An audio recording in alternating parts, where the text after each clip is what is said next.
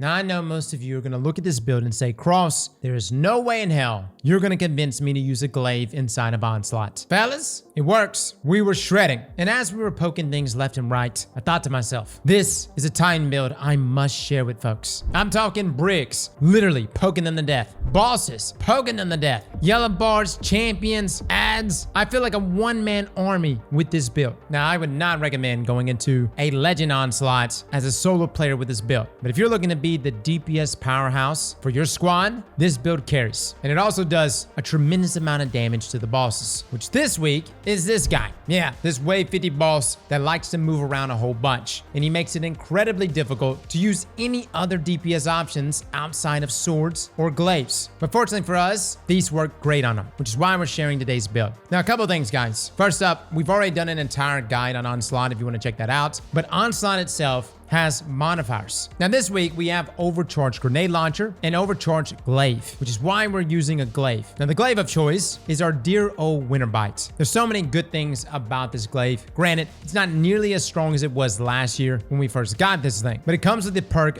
Big Frigid Glaive, where it fires a large ball of energy that locks onto nearby targets and freezes them. Matter of fact, if you find yourself in a bit of a bind, literally just release this. You'll go through, freeze enemies, lock them in place, and yes, it can counter champions. Then we have Weighted Edge. This is the trait. This weapon's melee attack deals increased damage and slows targets when loaded with ammo. This is what makes Winterbite a truly heavy glaive. Having that ammo, having that increase there in damage. But the slow from Winterbite when you're doing your melee can also counter champions. And if you do enough hits, it can cause shatter damage, spawn stasis crystals. It's really nice. Now, the exotic we're pairing this with is actually Wormgod Carress. You see, Wormgod has been reworked. It's substantially better, has more ease of use. It comes with the perk Burning Fists, where defeating a target with a melee or a finisher grants escalating melee damage, which decays over time now. Now, if you notice, guys, we're not losing our stacks completely anymore. It diminishes over time, but each one of these stacks will grant you increased weapon damage. Now, a lot of people use this for their melees, but this also applies to glaive damage. You see, your glaive melee gets increased by 40% at 1 stack,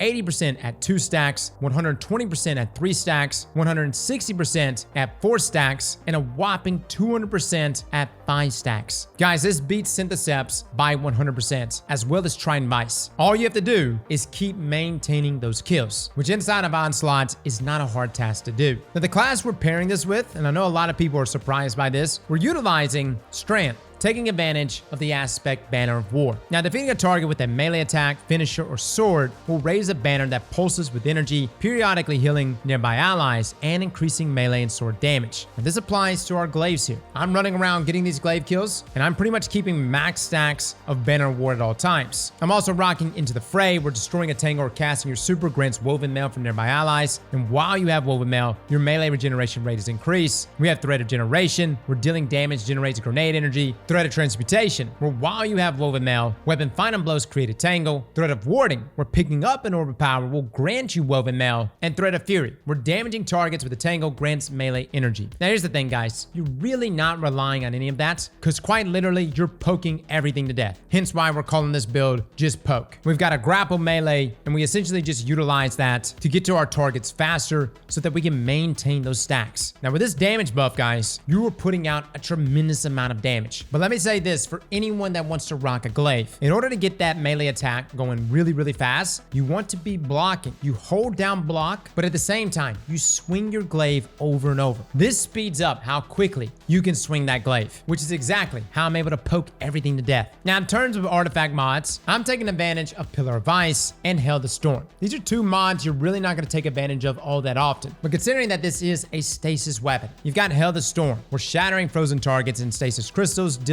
increased damage. This means when you actually apply enough slow here with Winter's Bite, you will get that shatter damage included. And then you have Pillar of Ice, where defeating a frozen target spawns stasis crystals. This is how we're able to throw in a little bit of stasis in there for that extra shatter damage. And that's pretty much it, guys. Nothing else here on the artifact is really required. If you wanted to mix in maybe a strand weapon and some Horde Shuttle, you can also rock the bow, Vengeful Whisper, get some unraveling rounds going, and then start spamming even more hits for even extra damage. I would wasn't utilizing that though in this gameplay. I was actually taking advantage of Rankatur, which comes with Headstone, so that if I did get a precision hit with my bow, I could be dipping into Hail the Storm and Pillar of Ice. But the main carrying aspect of this build is literally just running around glaving everything to death. Now there's a couple things to keep in mind. Explosive Shanks and Cursed Thralls. They exist and they suck. No matter how well you block, no matter how many stacks of Banner War you have, if you hit one of those guys, you're dead. Those are the things you fear the most. Not the giant brig, not the massive ogre, explosive shanks, cursed thrall. You see them, you need to just back up and literally just shoot them with weapons. Tormentors are also kind of iffy. I did sit there and glaive Tormentors down, but understand the later waves, this is much harder. Now this is a high risk, high reward build. Having good teammates definitely helps, but I was openly communicating with my teammates, especially our well user, to drop wells on the boss. This is pretty much required if anybody's rocking a sword, as it's very difficult to sit there and do sword damage, and in this case, glaive damage if you're not sitting in a well. Some of the bosses do run off, but if you place your well just right, you can actually put yourself in a position where you can sit there and lock the boss in place. And the level 50 boss actually aggroes to you. The only change that I made during the boss room encounters is that instead of Wormgod Carress, I would just swap out for Syntheseps. Yes, you do get less damage, with it only being 100% with biotic enhancements versus the 200% you can get with Wormgod Carress, but you don't have to get kills to get this procced and going, which means you can immediately start doing damage. On top of that, I normally would pop my super as soon as the well runs out and do damage with my super. And biotic enhancements on Syntheseps also increases the damage of our super. But that's it, guys. I'm gonna let a lot of this gameplay just play out so you see it for yourself. Obviously, having good teammates that can assist you in all of this definitely benefits. But this build is strong enough that it literally chews down all the high health targets, making progressing through Onslaught extremely fast. This build has a skill curve. It's not sitting in the back, plinking away with Wish Ender or Polaris Lance. This is an aggressive build. You gotta be able to dip in and out of fights. You gotta know when to block with the glaive and almost push around the map, breaking line of sights with enemies so that you don't take any damage before reaching them. The last thing I'll suggest is use your grapple melee and even your basic melees. Get a tangle going, throw it down on the ground, get woven mail going, and this helps tremendously. The only other really unfortunate part to this build, and really all glaives in general, is that we just don't have many things mod-wise that synergize. Things like heavy-handed won't synergize here with glaives. Despite me using it, I'm mainly just using it so that when I do use my regular melees, I can get an orb out of it. Mods like hands-on also don't work here with glaives. But the only thing that works here with glaives is Loosen Blade, which increases the energy recharge rate of your equipped swords. Your equipped glaives gain more energy from dealing damage with their range attacks. And that's the last thing I want to mention. Don't be afraid to use the range attack of this glaive. It's very good. You're in a sticky situation, shoot it. Just make sure you kind of shoot it into the air so that as that stasis crystal is traveling, it's spitting out stasis left and right, freezing all these enemies, locking things down, which again, synergizes even more with Hail the Storm and Pillar of Ice. So that's it, guys. That is our poke build. Have fun with it. Again, a high skill curve here, but an addicting playstyle. I'm gonna let some of this gameplay show from our Wave 50 runs from yesterday, so enjoy.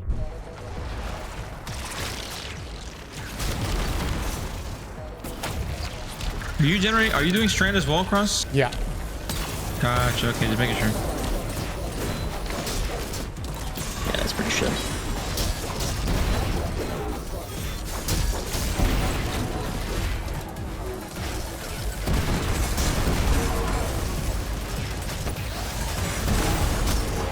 Come up, Cross. That's a 2-hit on him. That's some big ass damage though. You do? I ran right into it. I just can't, I mean, the thing is I just can't dive. You're saying you can't die or the build, or the build Yeah. just doesn't allow you to die? Yeah, because I just lose so much. I'll lose Banner of War, I'll lose my stacks. Also, explosive shanks are very, very difficult. Yeah, that's kind of the thing with a lot of like melee builds, is that you might just go into a freaking group of shanks. On this boss, can we all just do swords every time and go up to the middle? Go it that way we can.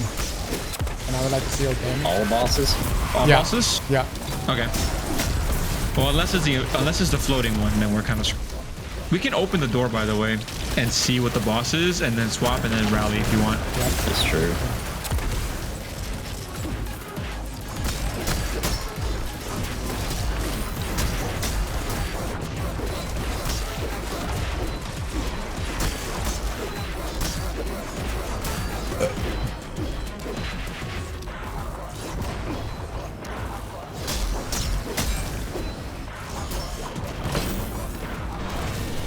And visitors.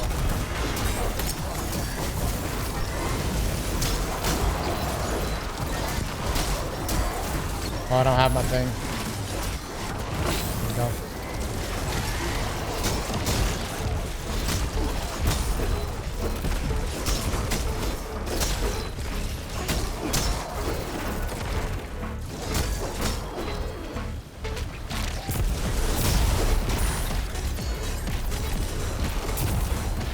Definitely not taking advantage of what we're now, but Ross, can you put a rally flag down since you already have a glaive?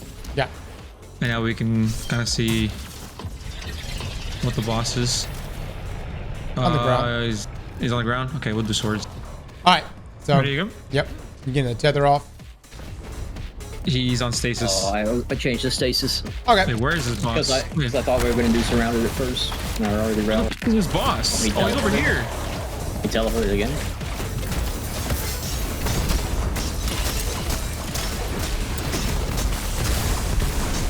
I got Revitalizing Blast on him, so you guys should have a...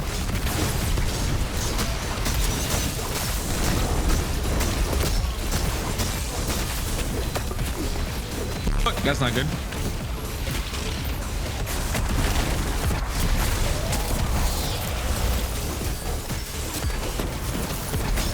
I could put a rift on him, but that's as good as I got for I got you a guys. stasis grenade. Who knows?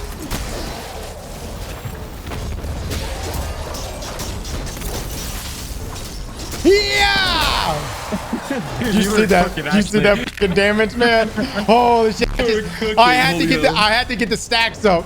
You were actually cooking. I'm not even gonna lie. I saw Lamar just immediately die. But- Holy shit. But we'll see. We'll see how this goes in the later levels for sure.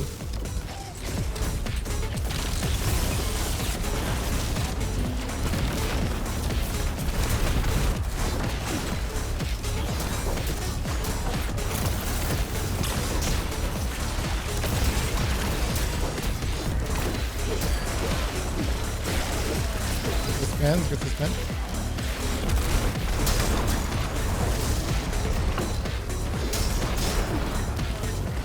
Remember, Chad, you want to block while you swing your glaive. This makes you glaive faster. Glaive in this economy? Yeah, just don't glaive these guys. It doesn't work.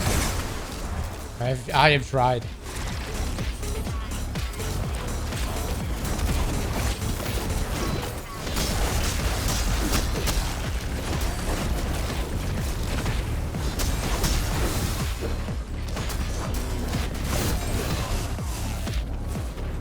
Pokey poke. I'm gonna go with a slice hatchling Geo. Damn, that guy didn't even get his barrier up. Oh, there we go. All right, I'm gonna clear out these ads. All right, main FX will just focus Get him, on him. Chad. I think we're just gonna shit on him, to be honest. It's so early.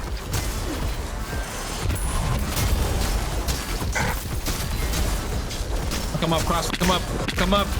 Come up. Actually, does pretty good damage. Come up. Tether definitely help. It's pretty early rounds, so definitely in the later rounds, I would probably get melted.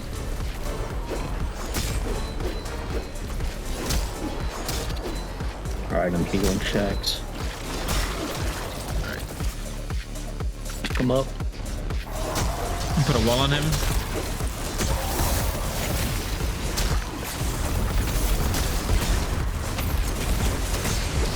Pushing him like crazy, though. Where is he going? I put a rift on him, I guess. Knock him off. Oh. Get him, girls. Get him. He's gonna So TP weak. back up. They move a lot too. They move too much is the problem. I think Syntheseps here would be better for me.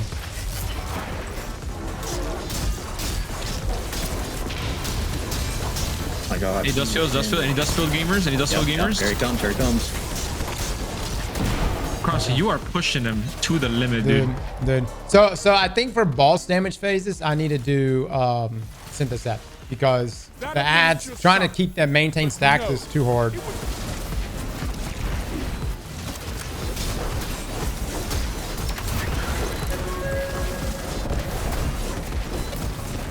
Good. Ground engineer.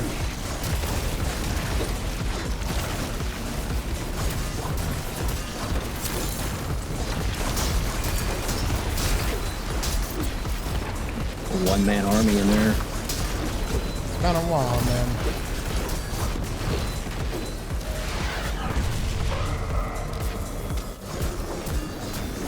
Going for the other one. The thing.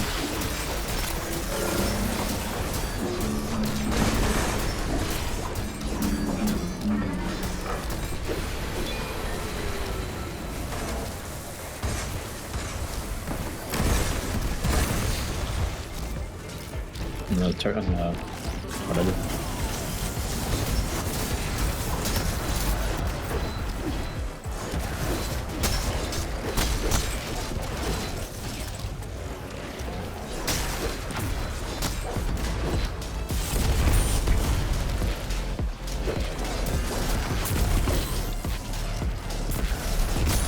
It'd be pretty good if there wasn't like time between rounds to run out of stats. You know what I mean?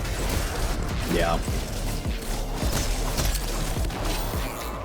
That's true. Honestly, it still seems not bad.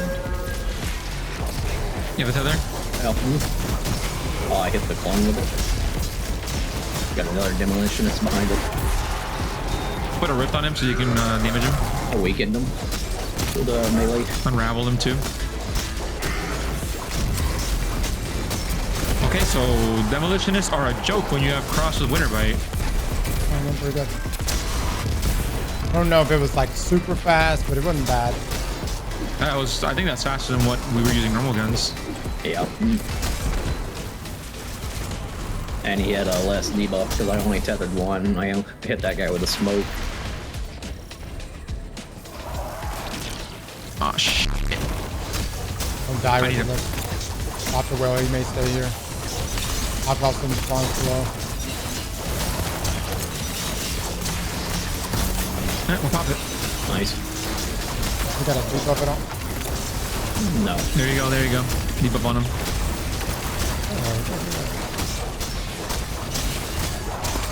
There Well, you that's your dipping. He's like, I'm leaving this place.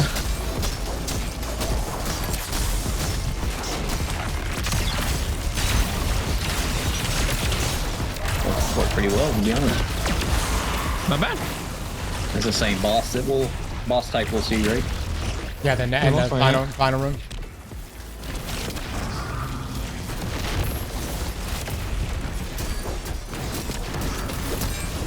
Alright, got the ammo.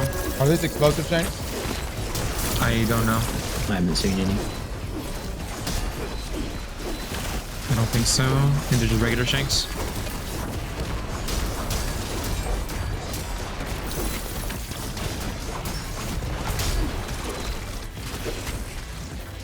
You guys hear lawn mowing? They're mowing the lawn outside. I don't have any ammo, by the way.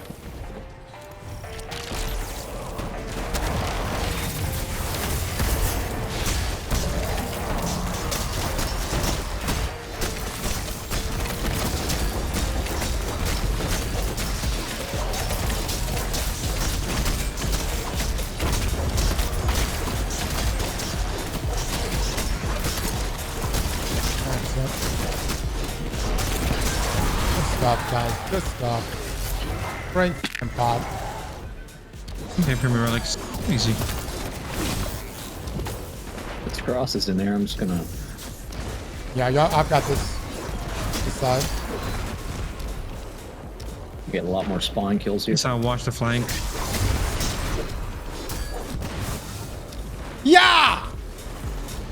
I'm gonna pop these orbs over here we have. Trying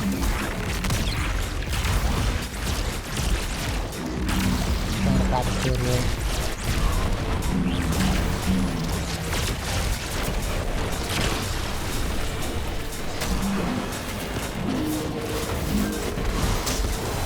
I'm watching spawn. You guys just focus on that guy over there.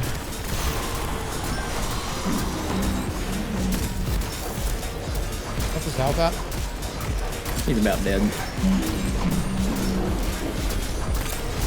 We're fine over here.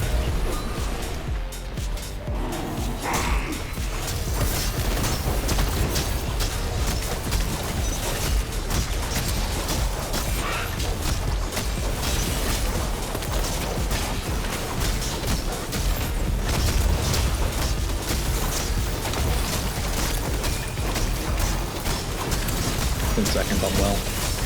We debuffed. 5 seconds. 5 seconds. Backing up.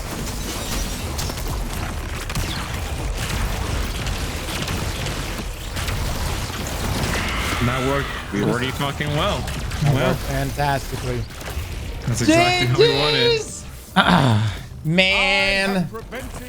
Now look, I know. There's obviously like pros and cons to this build. With that being said, with this build in mind, chat, you can make a play. You just have to be extremely aware of when explosive shanks or cursed thrall are on the battlefield, because the moment you try to hit one, you're just gonna die. But I mean, dude, the damage was top notch. I mean, I have never killed Briggs that fast ever. Slap that like button like your mama told you right.